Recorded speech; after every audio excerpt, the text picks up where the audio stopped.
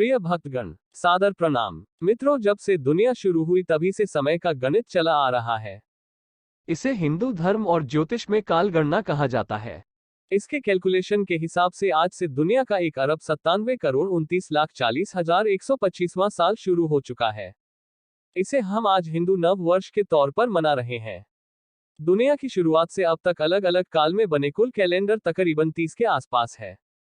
वहीं सिर्फ भारत में 20 पंचांग अब तक बन चुके हैं। हर युग में ग्रहों की चाल बदलती है, जिससे मौसम भी आगे पीछे होते हैं। इस कारण सटीक काल गणना के लिए भी गणित का तरीका बदलता रहा है। वक्त का हिसाब किताब लगाने के लिए सूर्य, चंद्रमा और पृथ्वी तीनों की चाल समझना बहुत जरूरी है। पृथ्वी पर दिन रात होने और मौसम बदलने के जिम्मेदार सूर्य और चंद्रमा ही है। पृथ्वी चंद्रमा के साथ सूर्य का चक्कर लगाती है। इस कारण तीनों की चाल समझकर ही सटीक काल गणना हो सकती है। इसके लिए ज्योतिष की किताबों में कई तरह सूत्र और सिद्धांत दिए गए हैं, जिनसे ये गणना की जाती है। पुराने समय में राजा नया संवत इसलिए चलाते थे ताकि प्रजा में ये संदेश जाए कि नए युग की शुरुआत हो रही है। ऐसा नहीं है कि हर राजा नया संवत चला सकता था। कई राजा पुरानी काल गणना को ही अपने समय में मान्यता भी देते थे। परंपरा और शास्त्रों की विधि के मुताबिक नया संवत शुरू होने से पहले राजा को अपने राज्य के सभी लोगों का कर्ज चुकाना पड़ता था। इसके बाद ही नया संवत शुरू हो पाता था। आइए जानते हैं अब तक के मुख्य भारतीय कैलेंडर के बारे में। हालांकि इनमें सिर्फ शालिवाहन और विक्रम संवत, ये दो ही अभी चलन में हैं। सबसे पहला आता है स्वयंभू मनु संवत 29,102 ईसा पूर्व। मनु संवत मतलब जो प्रजापति मनु ने शुरू किया था, जो 14 मनुओं में पहले माने गए हैं। ज्योतिष ग्रंथों में इसका समय करीब 31,125 साल पुराना माना गया है।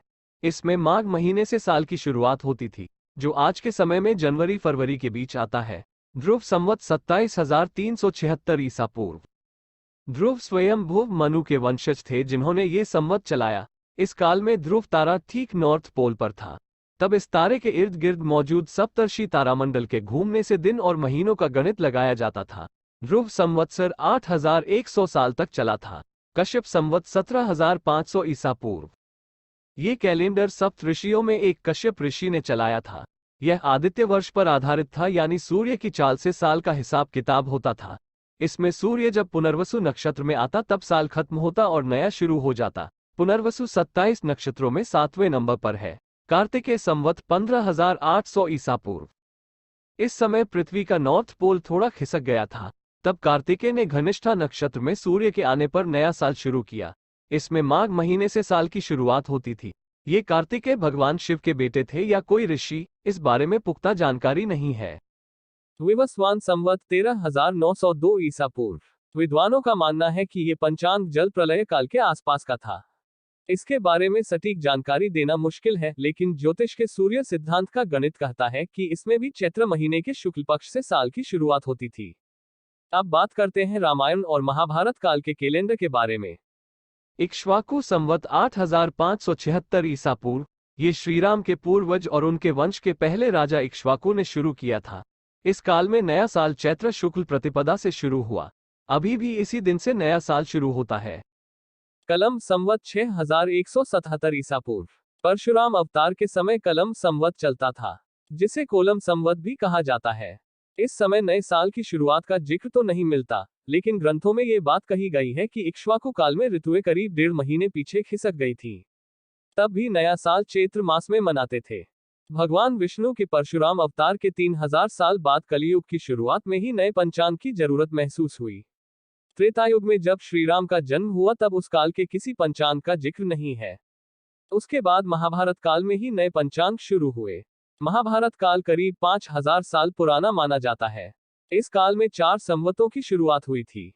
युधिष्ठिर संवत। ये संवत 3139 ईसा पूर्व युधिष्ठिर के राजा बनने के दिन से शुरू हुआ था, जिसकी शुरुआत माघ महीने से हुई थी। कली संवत। श्री कृष्ण के देहांत के बाद कली संवत चैत्र शुक्ल प्रतिपदा से शुरू हुआ। जय संवत। श्री कृष्ण के देहांत के 6 महीने बाद बृहस्पति ने राशि बदली तो जय संवत्सर शुरू हुआ। इसे किसने शुरू किया था इसका उल्लेख नहीं मिलता है। सप्तर्षि संवत। श्री कृष्ण का देहांत होने के 25 साल बाद उत्तराखंड में युधिष्ठिर स्वर्ग पहुंचे। उस वक्त सप्तर्षि नाम का संवत्सर शुरू हुआ। भटाब पंचांग 2742 ईसा पूर्व। ये आर्यभट्ट काल में शुरू हुआ था। इसमें स्वयंभू मनु की परंपरा के मुताबिक माघ मास से नया साल शुरू होता था। युधिष्ठिर संवत 2634 ईसा पूर्व। ये महाभारत काल के युधिष्ठिर की 8वीं पीढ़ी का काल था। इसमें भी माघ महीने से साल की शुरुआत होती थी। काशी के राजा पार्श्वनाथ के संन्यास लेने के बाद ये संवत्सर शुरू हुआ था। माना जाता है ये ही जैन धर्म के तीर्थंकर थे। शिशुनाग संवत 1954 ईसा पूर्व। शिशुनाग वंश के पहले राजा की मृत्यु के बाद उनकी याद में ये संवत शुरू हुआ। इस वक्त किस महीने में नया साल होता था इसकी जानकारी नहीं है। नंद संवत 1634 ईसा पूर्व। ये संवत महापद नाम के राजा के राज्याभिषेक से शुरू हुआ था। इस संवत में भी नए साल के महीने की जानकारी नहीं है। शूद्रक संवत 756 ईसा पूर्व। ये अग्निवंशी राजाओं परमार, प्रतिहार, चालुक्य और चाहमान का काल था। इसे कृत संवत भी कहते हैं। महाभारत काल की तरह इसमें भी नया साल माघ महीने से माना जाता था। चाहमान संवत 612 ईसा पूर्व। दिल्ली के चाहमान वंश के राजा ने असीरिया की राजधानी निनेवे को खत्म करने के बाद यह संवत शुरू किया। इसमें भी संभवतः माघ महीने से नव वर्ष शुरू होता था। श्री हर्ष संवत 456 ईसा पूर्व। महाभारत काल से चले आ रहे मालव गण के राजाओं ने यह संवत शुरू किया था, जो कि गुप्त काल के शुरुआती राजाओं के समय तक चला। विक्रम संवत 57 ईसा पूर्व। ये उज्जैन के परमार राजा विक्रमादित्य ने शुरू किया, जो आज तक चल रहा है। इसमें चैत्र महीने के शुक्ल पक्ष की पहली तिथि से नए साल की शुरुआत होती है। इसी संवत के हिसाब से हमारे सारे व्रत पर्व मनाए जाते हैं। शालिवाहन संवत 78 ईस्वी। ये संवत परमार राजा विक्रमादित्य के ही पोते ने चैत्र महीने से ही शुरू किया था। ये आज भी चल रहा है। अब बात करते हैं विक्रम संवत की। परमार वंश के राजा उज्जैन के विक्रमादित्य ने ये कैलेंडर चलाया था। इसकी शुरुआत की तिथि 57 से 58 ईसा पूर्व मानी जाती है। इस हिसाब से ये 2080 साल पुराना कैलेंडर है। राजा विक्रमादित्य के दरबार के 9 रत्नों में एक ज्योतिषाचार्य वराह मिहिर भी थे, जिनकी मदद से इस संवत में सटीक गणना की गई। आचार्य वराह मिहिर ने कई ज्योतिष ग्रंथों की रचना की थी, जो आज भी ज्योतिष के विद्यार्थियों को पढ़ाए जाते हैं। विक्रम संवत के महीने देवताओं या इंसानों के नाम पर नहीं, बल्कि सूर्य और चंद्रमा की चाल के आधार पर है, जो कि ज्योतिर्विज्ञान की मदद से बना है, इसलिए इसे वैज्ञानिक और प्रमाणिक संवत माना जाता है। साल भर के तीज त्योहारों की तारीखें इसी कैलेंडर के हिसाब से तय होती हैं।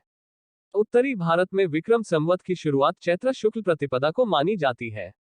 वहीं पूर्णिमा के अगले दिन से नए महीने की शुरुआत होती है, इसलिए उत्तरी विक्रम संवत के महीने पूर्णिमांत कहे जाते हैं। दक्षिण भारत में विक्रम संवत की शुरुआत कार्तिक शुक्ल प्रतिपदा को होती है।